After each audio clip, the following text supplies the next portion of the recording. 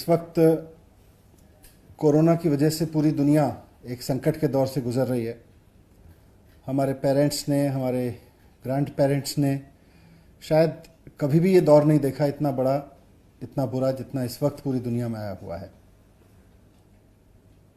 हम सबको, सरकार को, कॉरपोरेट को, प्राइवेट सेक्टर को, एनजीओज को, सोसाइटी को, सारे लीडर्स को, सबको बहुत कंपैशनेट होकर काम करना है। अभी दिल्ली सरकार भी बहुत मेहनत के साथ में और बहुत फूंक फूंक के एक एक कदम रख के इस कोरोना के खिलाफ लड़ाई में लड़ रही है। सरकार सबको फ्री राशन दे रही है, करीब 90 लाख लोगों को फ्री राशन दे रही है। उसके अलावा 10 लाख लोगों को रोज़ाना लंच और डिनर कराया जा रहा है। कई लाख लोगों को मॉनेटरी सपोर्ट उनके अकाउंट में पहुंचाई गई है। कोरोना की वजह से दो सेक्टर सबसे ज़्यादा प्रभावित हो रहे हैं, इकोनॉमी और एजुकेशन। इकोनॉमी के फ्रंट पे भी बहुत सारे काम हो रहे हैं, लेकिन आज एजुकेशन पे मैं बात करने के लिए आपके बीच आया हूँ।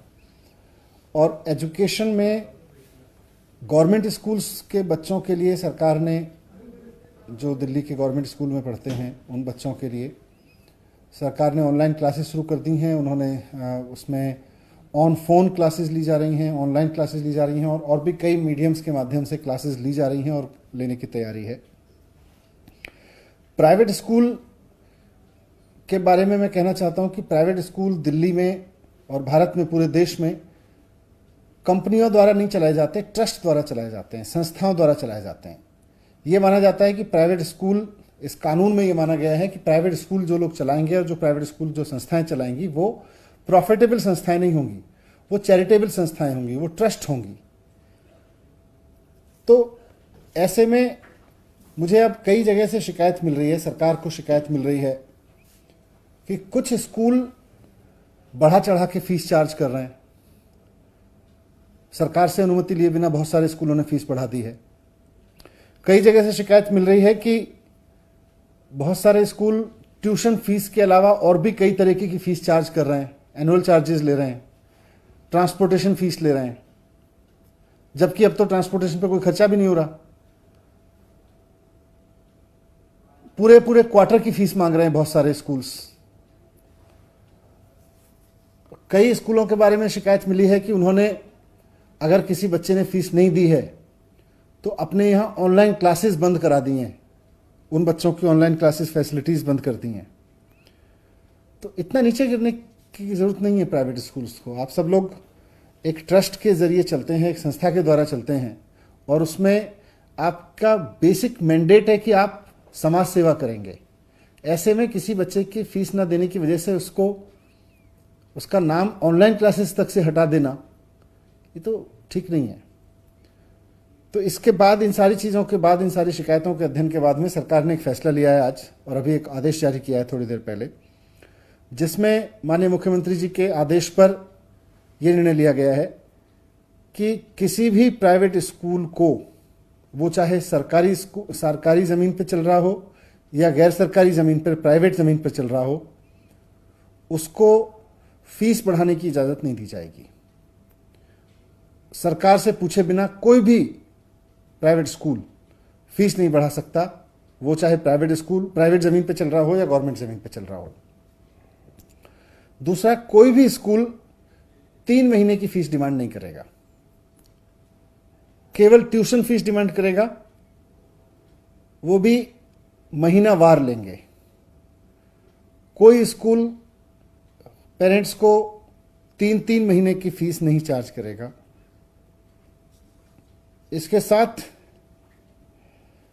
जो ऑनलाइन एजुकेशन दी जा रही है बच्चों को स्कूल्स की तरफ से, प्राइवेट स्कूल्स की तरफ से, सभी बच्चों को देनी होगी। अगर कोई पेरेंट फीस नहीं दे पा रहा है तो उनके बच्चों का नाम ऑनलाइन टीचिंग से नहीं हटाया जाएगा, उनको ऑनलाइन फैसिलिटीज नहीं काटी जाएंगी। ये आदेश दिए हैं। साथ में कोई भी स्कूल ट्रांसपोर्टेशन फीस नहीं चार्ज करेगा इस दौरान।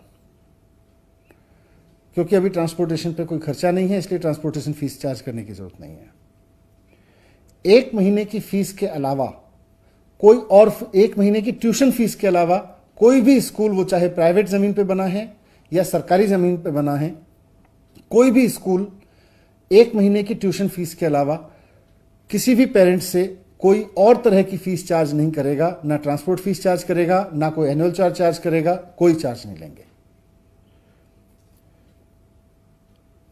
साथ में यह भी ऑर्डर दिया गया है कि सभी प्राइवेट स्कूलों की, चाहे वो सरकारी स्कूल पे, सरकारी जमीनों पे बने हैं या प्राइवेट जमीन पे बने हैं, ये जिम्मेदारी होगी कि वो अपने सभी स्टाफ को, टीचिंग और नॉन टीचिंग, कॉन्ट्रैक्ट का हो या आउटसोर्स किया हुआ हो, सभी स्टाफ को समय पे सैलरी उपलब्ध कराएंगे।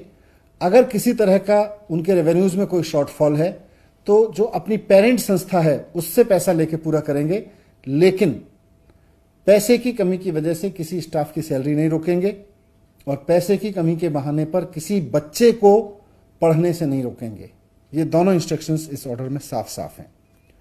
और ये order Delhi school education act और नेशनल डिजास्टर मैनेजमेंट एक्ट दोनों के अधिकारों के तहत जारी किया गया है, क्योंकि इस वक्त पूरा देश कोरोना की आपदा से जूझ रहा है। पूरे देश में कोरोना को आपदा घोषित करके आपदा कानून लागू है। तो इस आपदा कानून के लागू होने के समय में इन आदेशों का जो पालन नहीं करेगा स्कूल, उसके खिलाफ दिल्ली स्कूल एजुकेशन एक्ट और आपदा कानून दोनों के तहत कार्रवाई की जाएगी। मैं फिर से समराइज कर देता हूं कि कोई भी स्कूल 1 महीने की ट्यूशन फीस के अलावा किसी भी तरह की और फीस चार्ज नहीं करेगा, ना ट्रांसपोर्टेशन फीस, ना कोई और एनुअल चार्जेस, ना कोई भी स्कूल सिर्फ इस वजह से कि कोई बच्चे ने फीस नहीं दी है उसको ऑनलाइन क्लासेस में शामिल होने से टर्मिनेट नहीं करेगा, उसको रोकेगा नहीं।